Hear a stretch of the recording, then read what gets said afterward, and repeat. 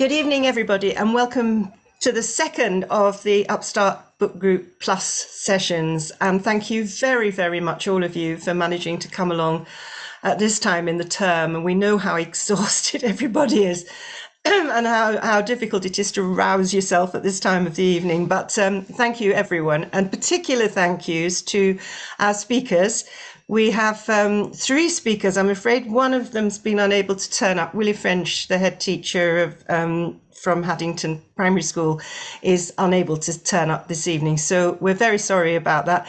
But we do have three speakers with lots of expertise in initial training of teachers and ELPs. So we're really looking forward to hearing from them. But can I just also say an enormous thank you to Kate Johnson, who's organised this whole thing and who would be chairing it, but she's poorly and she's been really brilliant. She's still here this evening and is going to be still doing a bit in the background, but she's been languishing for several days. So Kate, thank you very much indeed for all you do, and particularly for doing it while you're poorly.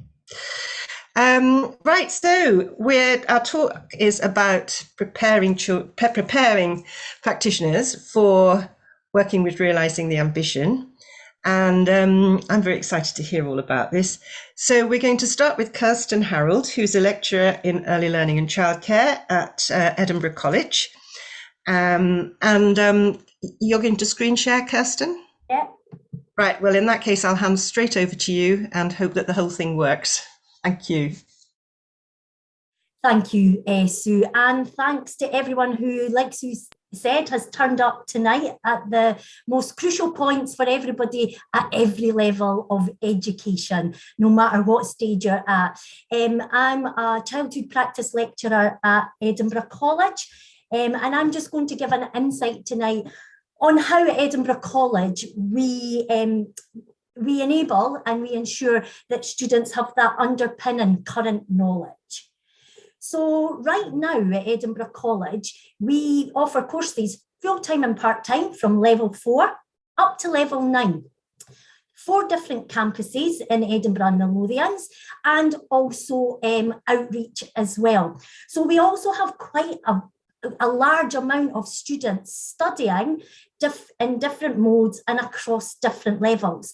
And we do have students who will progress from 4 to 9, or I currently have a student, I'm not sure if she's on tonight, but she started at level 5 and is on level 8 now. So it's great to see that progression. Because of the diversity we offer, we have to make sure that the level of consistency and quality of teaching and learning experience is current. And what we're giving our students, no matter where they are, how they're studying, is that they're still getting that same experience of that high quality in terms of what they need as they progress in their learning, but also as they progress in employment as well. So obviously level 8 and 9 students are, and 7, 8 and 9, sorry, are in the workplace. So when I started out preparing this, my first thought was to go to realising the ambition and think, right, let me just think, what is it I want to say? What is it I want people to know about how we are preparing our students? And so going back to the document's always a good place to start. And I've highlighted words from the aims of the guidance.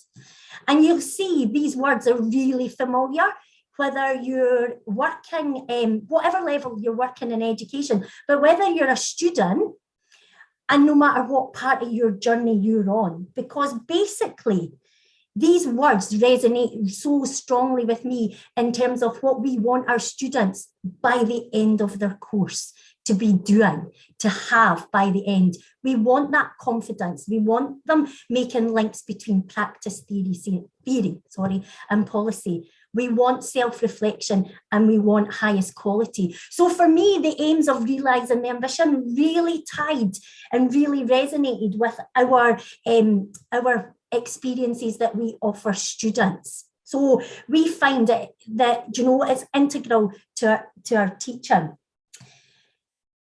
It's for us in childhood practice, it was always really important, or it is always really important, that our students learn and experience these current thinking, and that's why I highlighted those words, because I felt it was really important. So I'd like to introduce you to Jo. Jo is an Edinburgh College student who is about to complete their PDA Level 9 Practice Award, but joined us at Level 4. And what I'm going to do right now is take you through Jo's journey from Level 4 to Level 9 to see how we embed realising the ambition at every level, part-time, full-time, from Level 4 to 9. So I'll start off with Level 4 and 5. So for us, it's been a focus at Level 4 and 5 right now, or over the last year, to review, and again, because of COVID, being online, reviewing our materials and our assessments, because we're not face-to-face teaching, or we weren't. But that also, because we had to do that, that also gave us that opportunity to be creative and really look at what is important in early learning and childcare right now. What is influential? What do our students need for going out into the workforce? So we looked at Level 4 and 5, there's been a lot of pilot work going on in the last year, really focusing on incorporating the language and the themes of realising the ambition. And so getting the students linking it to themselves initially at Lower 4 and 5. So their own self-awareness, their own resilience, and recognising what that means to them as learners. And then how does that then link to children?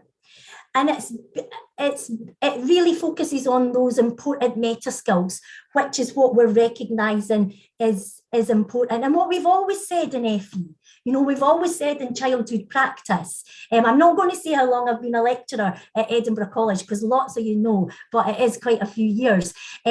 But we've always spoken, we used to call them those soft skills. Now we're looking at these meta skills that are important for learners at any level. So at Level 4 and 5, they were looking at the relationships between how you express your feelings, so what your feelings are, and then how that looks for you. So they did different activities to reinforce that after the learning. So they were looking at mood boards, emotion characters, and you can see their I think they're spoons, how they've developed them, linking similarly to the Disney film. And then the pink fluffy one, a group of students created, and that was linking to kindness. So understanding what that feeling is for them, but then also how they could do it in practice. So how can you support children to understand their emotions?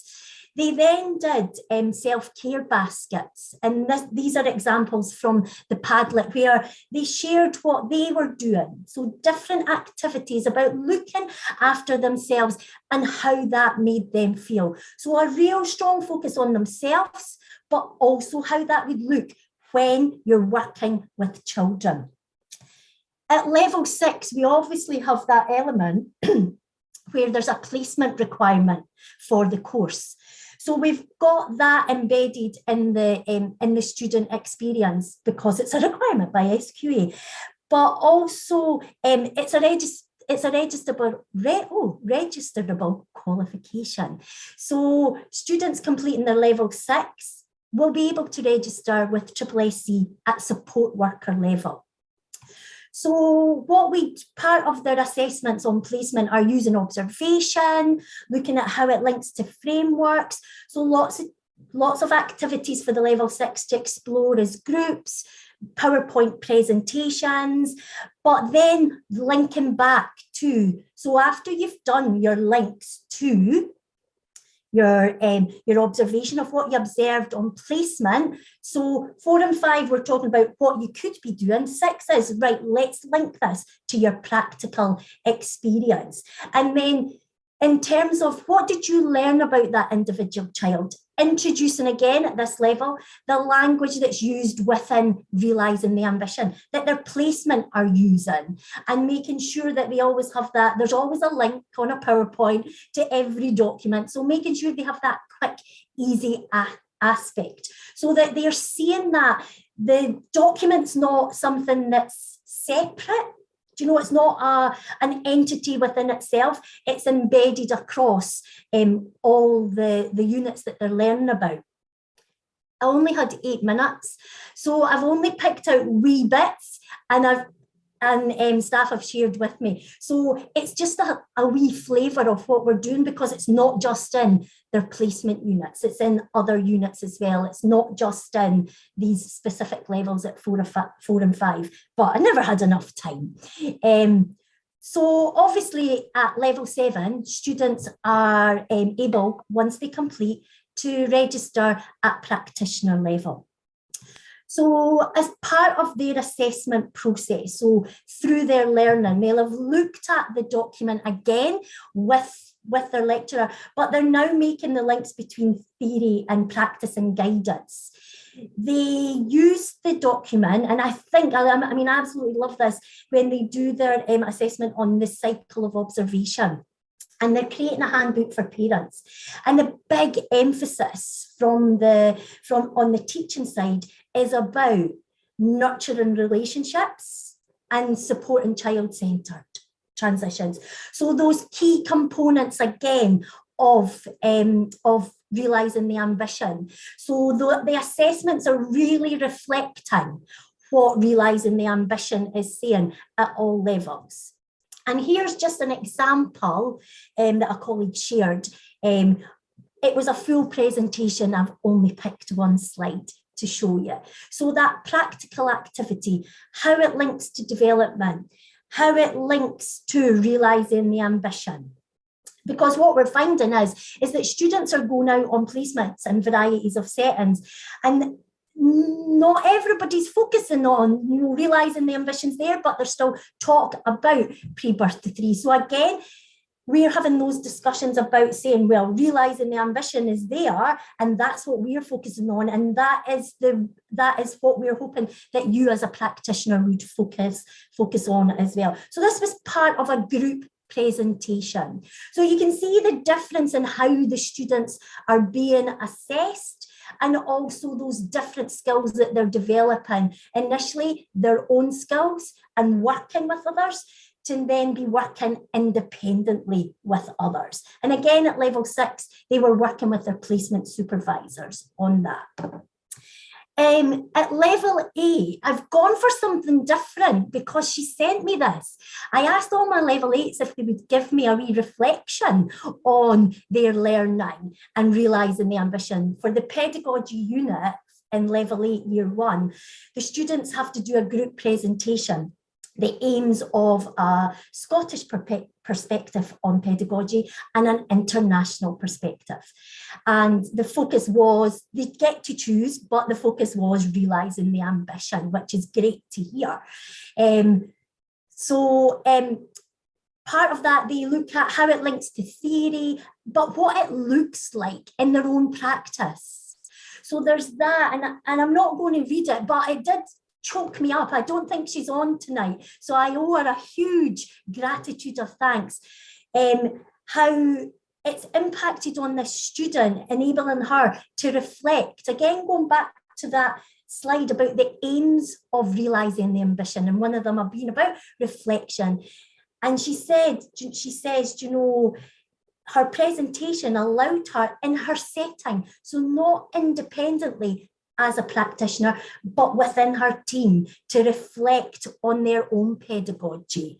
And she did say, you know, she was very honest, and I thought I needed to keep that in, that, you know, at first it's a wee bit overwhelming, but she then goes on to explain how she's now using her learning from the teaching, from the assessment, and also from our peers, which I think is fundamentally one of the main things about FE, is that sort of peer support and that peer learning. And they've obviously moved from discussions in class and during her assessment, they've moved from rolling snack and to go to rolling lunch, on the basis that any learning and play that's happening is not interrupted. So for me, that just sort of put everything together to me to read that, to hear how she was reflecting, and especially how realising the ambition had had that impact and given her, through her learning, the confidence to make changes in her setting. So I'm going to finish. Have I overrun? I probably have. With this, sorry, I'm thinking because Willie's not here, I'm allowed to overrun. So knowledge without practice is useless. Practice without knowledge is dangerous. What we have with realising the ambition is the opportunity not to have that. We have that document to ensure that our students are going out there with that high quality experience at whatever level. So Jo, from level 4 to 9, has built on her learning or his learning of realising the ambition, so that whatever stage they leave us, they have that grounding and that understanding of what is important in early learning and childcare. Thank you very much indeed, Kirsten. I enjoyed. It did make me think all the way through when you were talking about how lucky we are to have this document. If you're trying to link theory, practice, and policy and guidance, it must be a very different thing down in England at the moment from what it is for us up here in Scotland. So now we can pass on to Cara Blaisdell, please, if you would like to unmute Cara and go for your PowerPoint. Cara's a lecturer in initial teacher education at Qmu University. So that's working, I believe, across the whole range of primary. That's right. Yep. Yeah, so thank you for inviting me tonight. Yes, so I am here from Queen Margaret University. I'm a lecturer in initial teacher education, but my background is early years and really only early years. So I haven't set foot in a primary school in a long time. So that's kind of the position I'm bringing. Just a bit about our primary ed program. We have the undergrad BA Honours in Education Studies Primary, which is quite a mouthful. It is a new degree. It's currently only in the 3rd year running. So we've got our year 1s, 2s and 3s. And it was developed with social justice at the heart of the degree. So you can see that threading through the different modules that we have for the students, and that aligns with Qmu values, which I have to say, but is true. It's a research-led degree, so it sits within a division which has sociology, psychology, and education together. So we draw on all of those disciplines to deliver the degree. And play and outdoor learning are sort of key elements throughout the 4 years, which means throughout the primary journey for our students, not just the early years part, which I think is really important. Crucially for me, the early years feels very embedded into our degree. And when I applied for the job and interviewed, I thought I won't get it because I really am very early years focused. I don't know if I'm primary enough, but the response was that they want early years to be embedded. So that has turned out to be the case. I have a few examples to share of where realizing the ambition comes in to our programming for the students. Not as beautiful and creative as Kirsten's slides, but 2 places it comes in year 2, which is where our students are prepping for an early years placement. So this is the year where they really do a lot of early year stuff. They have an early childhood development module where realizing the ambition is part of a wider session on the policy context in Scotland and internationally around early years. Especially around quality and how that's measured. It appears again later sort of more substantially during our session on transitions in that module. So students are asked to read the section on transitions, create their own transition plan. They bring together realizing the ambition with other research that's assigned to them, and they have to teach each other about what they're learning from the research and then make a transition plan. And in their placement module, which is the module that really prepares them to go out for placement very specifically, realizing the ambition has its own session where they read the different sections. They use the challenge questions from Education Scotland to guide their discussion. They draw the child evoked by the policy, and they put together a little planning for play activity and connect it to realizing the ambition principles, and a bit of curriculum for excellence as well to kind of show the synergy between the documents. It's also a really good opportunity in this session to notice and respond when students are planning very structured activities for young children, because often students feel they have to default to that, even though in conversation, they're quite strong on play. And then when you put a form in front of them and say, plan something, often they'll sort of feel they have to do something more structured. So that's a great experience where realizing the ambition really supports their thinking about play. Beyond that, I wanted to just share a little bit about our principles of outdoor play and learning, which underpin everything, even when realizing the ambition isn't specifically in the picture. So this is an example of the Qmu Outdoor Hub, where we're developing the campus to be a place for community members too. It's not just for the university itself to sort of engage with natural environments. So the photo here is a wee forest that's been planted on campus by some children from local schools, as well as QMU staff, and our students were part of that as well. They also can do a FOLA 5 or FOLA 8 with us, which is optional, which is Forest and Outdoor Learning Award. It's optional, but we support them quite strongly to do it.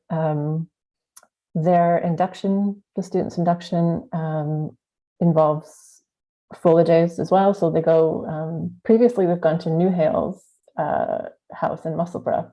So I don't know if we'll be there again next year, but so we do days in the woods with them, which is just like an amazing way to get to know them, and really helped in the pandemic lockdown years because we could be with them outside, whereas the rest of our teaching was virtual.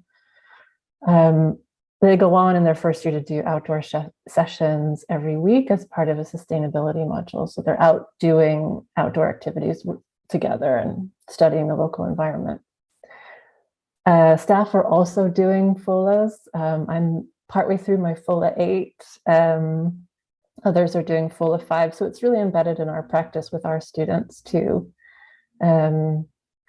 And play sort of threads through a lot of the learning they do about literacy, numeracy, early childhood development, and creativity that they all have in the second year.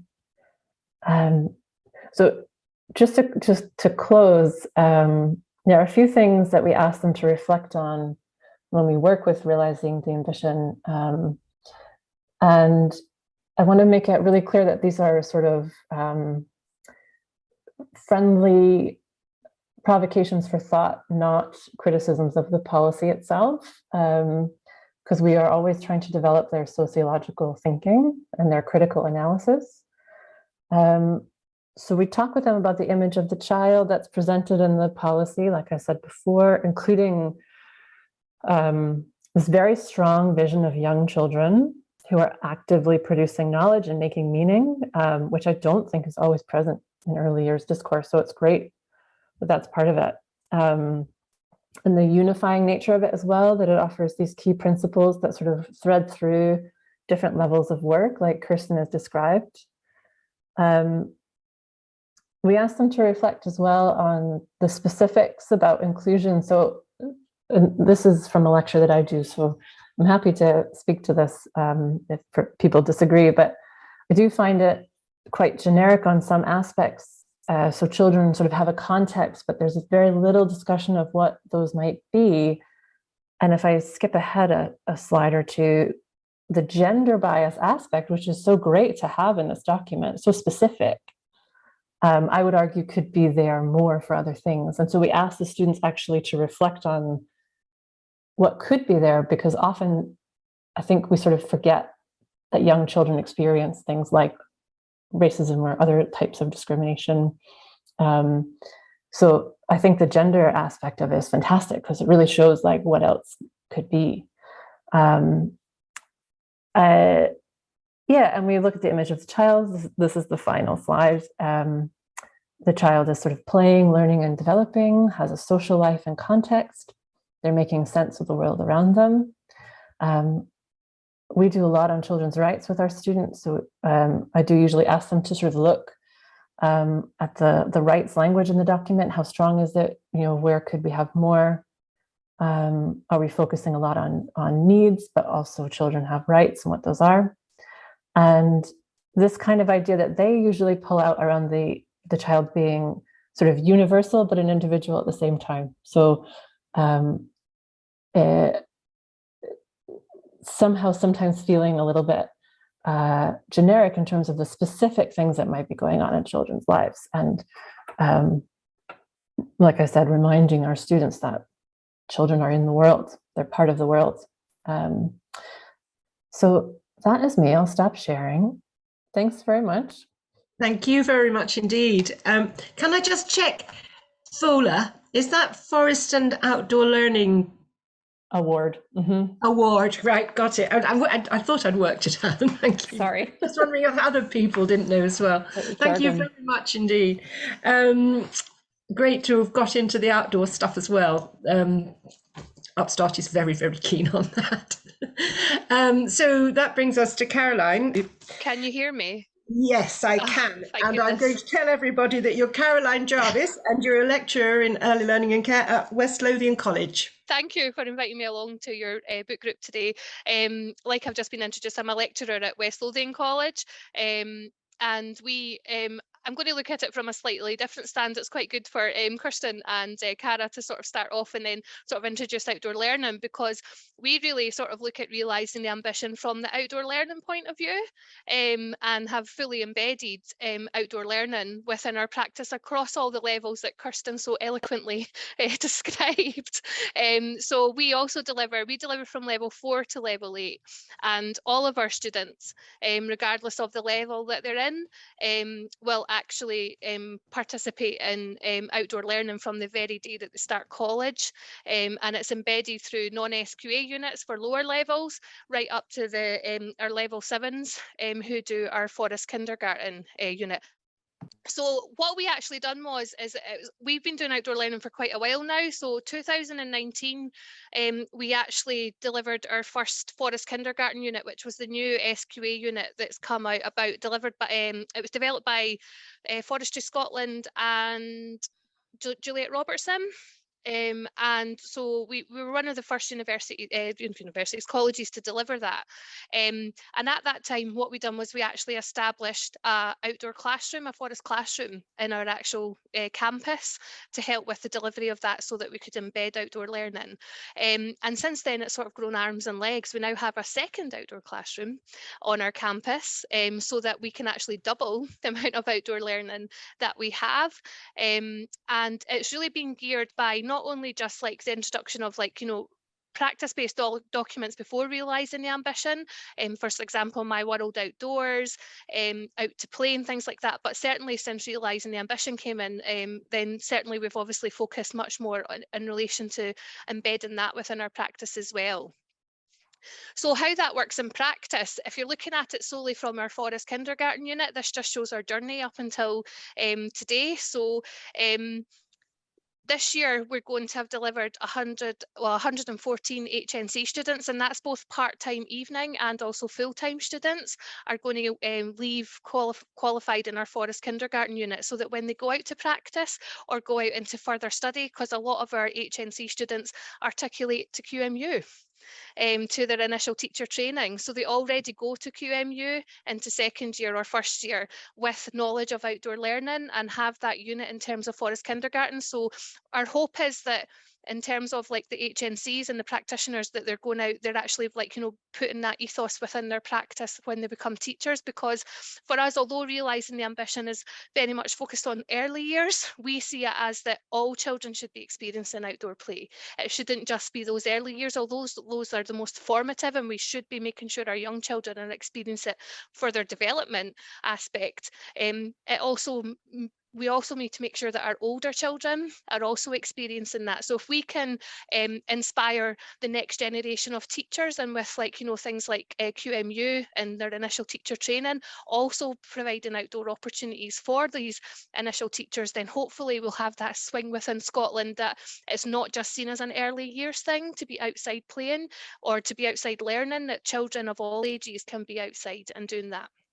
So in addition to offering the Forest Kindergarten unit for our HNCs, this year we also were able to offer a skills boost to practitioners within our local authority area. So that was either partnership providers, partnership childminders, and also local authority partnership practitioners. And by the end of June, we'll have trained 135 practitioners in outdoor and forest kindergarten, so that they can then go back and embed it into their practice. And our local authority, who's West Lothian, obviously, who are our practice, are basically our placement providers, but they work in partnership quite closely with us, and they have fully embedded outdoor learning within the ethos of all of their settings, along with a play-based pedagogy. They had asked us if we could deliver this, and the feedback has been great, and the practitioners have actually got to demonstrate to their leadership team, but also to us as well, how they're actually putting into practice before they get signed off on the unit. So they actually have to, within 2 weeks of completion, go out and at least deliver one activity within their setting in line with being outside, to show that they've sort of demonstrate that. And they're also having to chart the amount of hours that they're outside for their leadership team as well. So fully embedding it. You can see at the top, I've just put, now obviously we've sort of slowed down a little bit, because last year we weren't allowed any children to visit us at the college because of COVID. But this year we've started up again. We are very much about making sure that our students are prepared for the workforce, regardless of the level they're at. So we tend to invite local children from either early learning settings, but also from local schools, to come and work with our students in our forest classroom, so that they're getting an experience of outdoor learning. The teachers or the practitioners that are working with them are also getting an experience of how it works in practice, and the children are obviously getting that experience of being outside. So I tried to count it up for today, and I think we're over. I think we're near 400 children have visited us in our outdoor area to work with our with our actual students of all levels, to give them that experience. So that's quite a significant amount. And if I counted up the amount of students that have actually had that experience outside, it's probably going to be much more than that. So in terms of we look at it in terms of what are the benefits outdoors, all the research that's out to see what's the benefits of children to be outside, things like enhancing focus and cognitive abilities. The doses of nature for children with ADHD is incomparable to a dose of medication. If they're out for an hour a day, they can actually lose a dose of their medication if they're out regularly enough. For if they're ADHD, it's a buffer to life stress. Short-sightedness in children is affected by time outside. So the more time they're outside, the less likely they're to be short-sighted, so less likely to need glasses. And also that sort of pro-environmental behaviours for children that are outside, that we need in this time of what's happening globally in terms of that. But what I'd like to say is, although this is research that's done for children, and we use this to highlight it when we're delivering forest kindergarten or our outdoor learning units, to sort of highlight that we don't just go out for the sake of being outside. There is actually a research basis behind it as to what are the benefits for children for being outside. But actually, in doing this for 3 years now, 4 years nearly, I can actually say that our students would actually say that this actually affects them as well. A lot of them, and if you ever want to come and visit our outdoor classroom, you're more than welcome to. But it's actually just behind a busy road, so you can hear traffic noise, but after 5 or 10 minutes you can drone it out. And a lot of our students say that they actually feel less stressed. So if they've come into college very stressed on that morning, actually going out and being in the forest classroom actually just allows them to sort of de-stress, and then we tend to get a lot more work if we're doing written work back inside after it. So it's not just children, it's actually young people and people that actually haven't had that experience of being outside, because we have moved from this sort of risk-averse society where children don't go outside and play anymore. So we're actually seeing a lot of our students coming through, particularly in the lower levels, where we actually have to teach them to play. So we have to teach them to play before they can actually learn how to do it, to, like, you know, to support other children. So we have to give them the opportunities of being out, because there's no guarantee that they've been outside over and above that. So if we're looking at it in terms of the key messages that we like to look at, I thought I've just picked out some key things, and I was just going to try and link it back to how we deliver that then in practice. So I think one of the most important messages that comes from the Realising the Ambition is about the interactions, experiences, and also the physical spaces that children have the experience. The amount of times that we've had, like, you know, groups of children come out into our forest, and the practitioners will automatically say, oh, you need to watch such and such because they're runners, or they can get quite high, or you have to watch them around other children. And then they come out into our outdoor area, which isn't exactly vast, but for a young child it must seem like a forest, like, you know, really vast, and they've got this freedom and space to just like be fully immersed in their own play and their own experiences.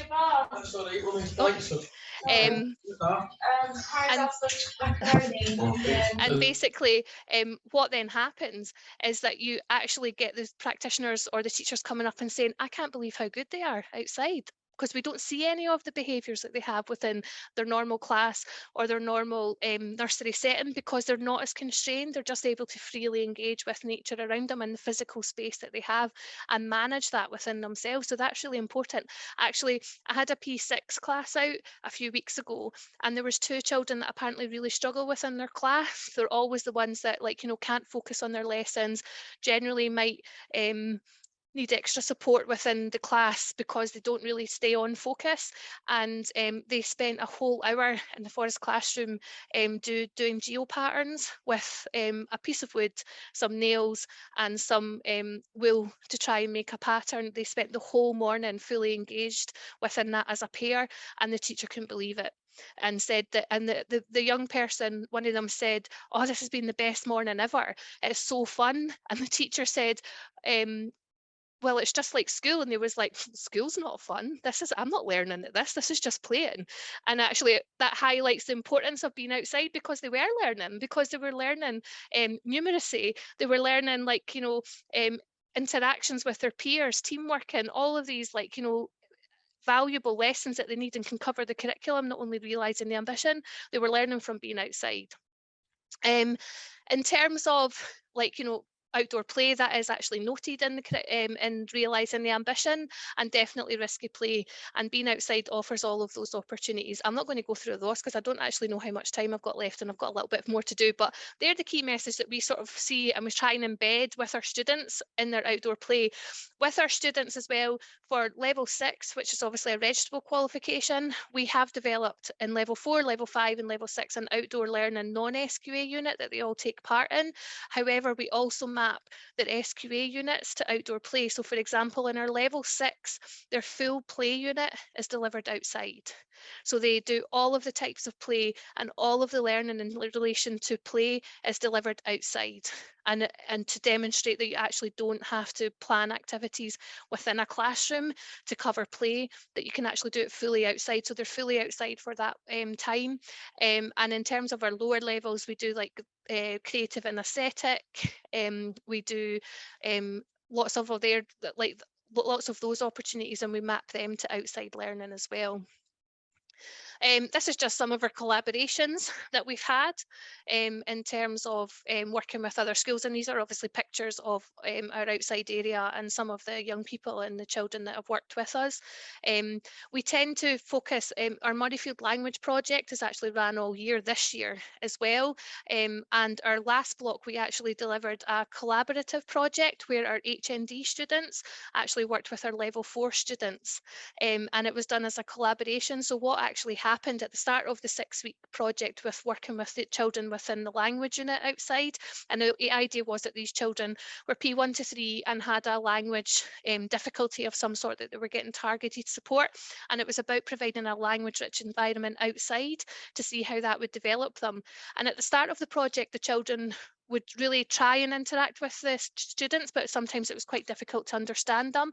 But certainly our level 4 students found it really difficult to know what to do and how to interact. And actually working with the HND students, they were able to model their behaviour and their how they should interact with the children based on the HNDs.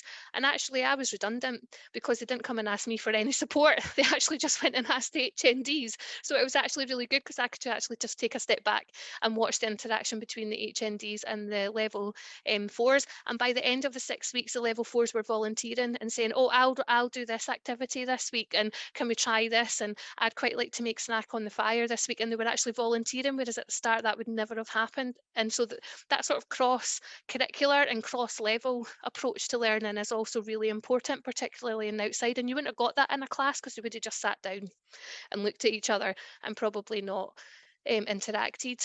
This is just a couple of quotes that we have from 2 of our ex-HNC students who are both now training to be teachers, primary teachers, about their experience of doing the HNC, the Forest Kindergarten unit.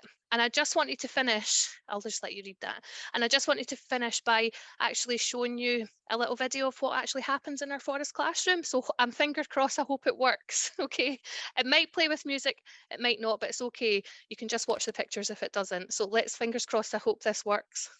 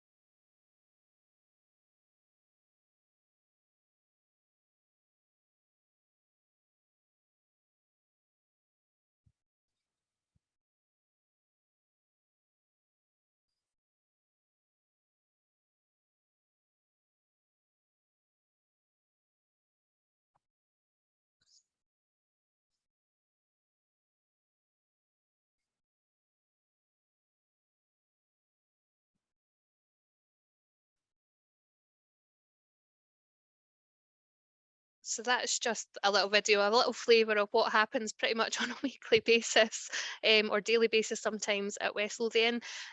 That's our next steps of how we're going to try and embed it a little bit more within our practice and like sort of moving forward. Obviously, we want to try and not only embed realising the ambition, but also the SDG teaching goals within our practice as well, so that students are aware of that. And that is me. That's my contact details if anyone would like to learn more. And that's me. I don't know if that was 12 minutes or not, but yeah. Thank you very much indeed. That's vertical grouping with the HNC students, wasn't it? Yeah, fantastic. And it's just lovely the way it feels very much. I mean, we've been feeling it ever since Realising the Ambition was published, but it does feel that a real culture change is happening in this country. And the outdoor learning is a very big part of it. It is so exciting, and so exciting also that the students are becoming the evangelists who are taking it into the schools, and hopefully, converting lots of other people and moving the whole thing through. Kate, are there any questions or points been put in the...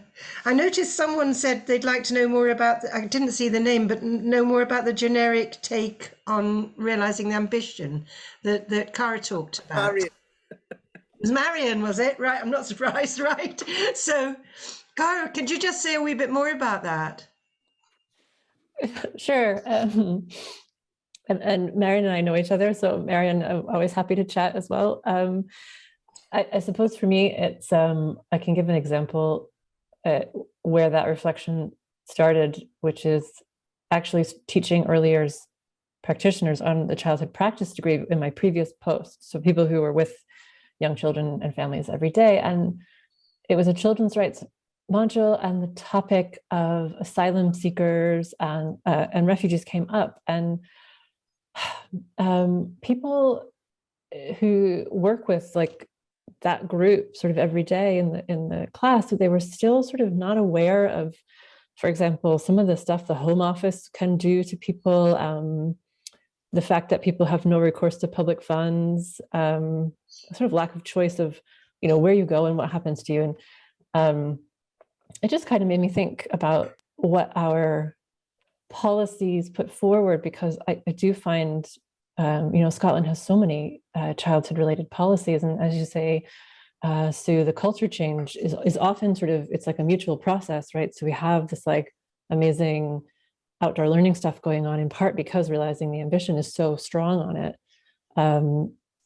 Obviously, it's not the only reason, but that's a big part of it. It supports that kind of understanding. So I suppose that's when I was just started to think about, like, what do practitioners and teachers need to know about the world in order to support people more effectively? And sometimes people just don't know much about outside their own experience. I mean, we don't know, you have to just learn.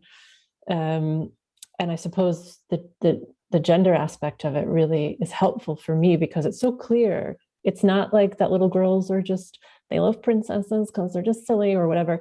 You know, there's a real societal issue behind it. And that's the same for other issues that will be affecting children. So I'll leave it there, but it's something that is useful for our students to reflect on, because it makes them think what they might not know. Yeah. Yeah, the Shadow Tembo, who wrote our extra chapter, his book group was a very challenging one. If the video is there, if anybody's interested, but I think that could make a really good discussion point if you're thinking about what you. I will look at that. Thank you. I didn't know there was a video. Yeah, I will check it out. Yeah, there's a video. It's on the website. So if you go onto the Upstart website, and anything else that people would like to. Don's got a question. Don. Hi, yes, I'm just wondering about how, so within the documents mentioned a few times, the balance between child-initiated experiences, adult-initiated experiences, and adult-directed experiences, and how that balance is being interpreted. I could probably answer that a wee bit if you want. So when we're planning for our outdoor sessions, particularly if it's a group that we're working with, like a school group or nursery group that we're working with, maybe over 4 or 5 or 6 weeks, which does happen if it's like a project.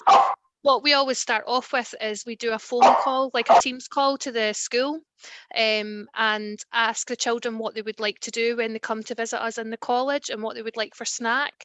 And then the students plan their first experiences based on some of the things that the children have initiated within that call. And then what we do is we do a floor book at the end of each session, so that the children are recording what they liked in the forest, what they would like to see, and then the students then take that back and then plan activities around what the children are looking for.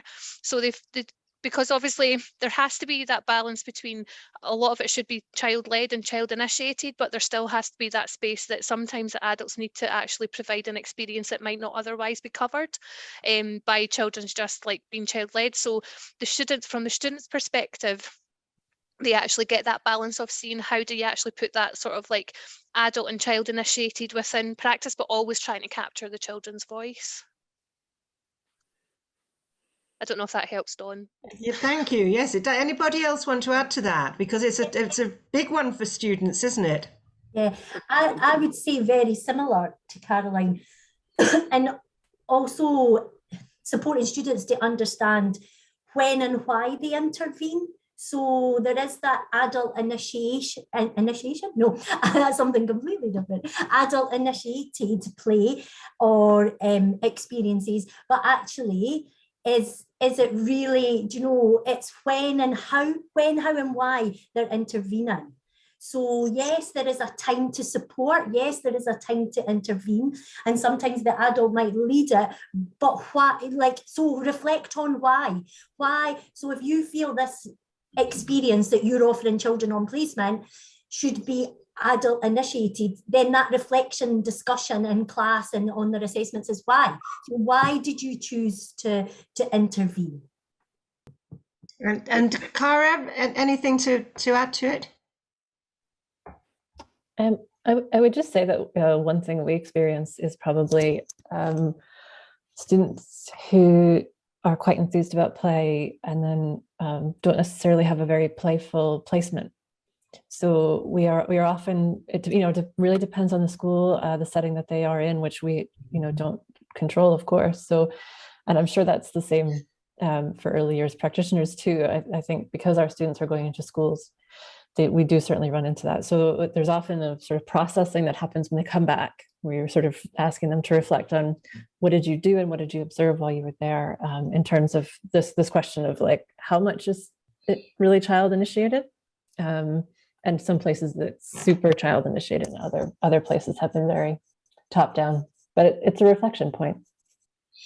And Sue, Marion's question that she's got now follows on from that. My question of, I think Kirsten, probably of others too, is that it's a delight to have to see that RTA is being used in the way it is and promoted within college and initial teacher education. But I'm just wondering what students are finding when they're out on placement, the extent to which they are also finding that others are using RTA to support them, given that, if the college is seeing that as part of the programme, are they also perhaps coming up against it where it's not consistently being used, and how would they deal with that? I mean, although there is a focus on realising the ambition, there is that part of curriculum for excellence, all the policies and frameworks that Caroline mentioned as well, My World Outdoors, the play strategy. So it's really about just make it, and again, throughout the levels, they're assessed in different ways. At level 4, it's introduced to them so they know what it looks like and what's inside it. At level 5, they're looking more at how it's used, and at level 6, they're seeing it in practice, and in 7, they're evaluating it, and at 8, they're looking at recommendations. So there is that, across a variety across the courses, there's a variety of documents. I suppose for us at Edinburgh College, one of the biggest challenges is not more so during COVID because of the lack of placements, and we're just building back up to that. It's like Caroline talking about the children visiting, we're just getting back to that. So we have, our students can be, so level 6 and 7 students can be in placement, community-based, play groups, private sector, local authority, early years centres, local authority, and in primary 1 and 2, and what we actually say, one of the requests, not requirements, is that our students are placed in a level within a primary school that provides play. And that is something. So we tend to ask for, we used to have students, up in P4, P5, and the challenges that brings linking what they're doing. And in terms of employment, there's not a job in a primary 6. Do you know what I mean? At practitioner level, there is at support worker level, but not, but not at support worker level. So there is that there is always that conflict, and it's about saying to the students, we're supporting you on best practice and what you should be, what you should be experiencing. You're the future, you're the ones that are going out there, that are going to be making the changes, and then the impact that they have on. So it can be a challenge that they're using. They might not all be using realising the ambition, but all the settings, but that doesn't mean they don't get a good grounding, underpinning knowledge on it. It's, you know, it's like anti-discriminatory practice, you know, it's there embedded within the curriculum. And I think that's what we do. We've got it embedded in our curriculum so that if it's not, they're the future and they can they're encouraged to put it out there. And they're also encouraged through their placement at level 6, their placement assessment tasks, where they'll observe a child and then look at next steps for learning, to link it to what's relevant to the child. So, and again, if you're in a primary 1-2 class, my advice is always, don't do anything in the classroom, wait till you get outdoors at playtime and lunchtime. Do you know, and I had a student do a lovely piece of work in a P1 where the children were playing hopscotch but had no chalk and no counter. So she observed them and then added chalk and a stone. The children picked a stone, and she had conversations with them from that. So what would you want to do outside? So does that answer your question, Mary?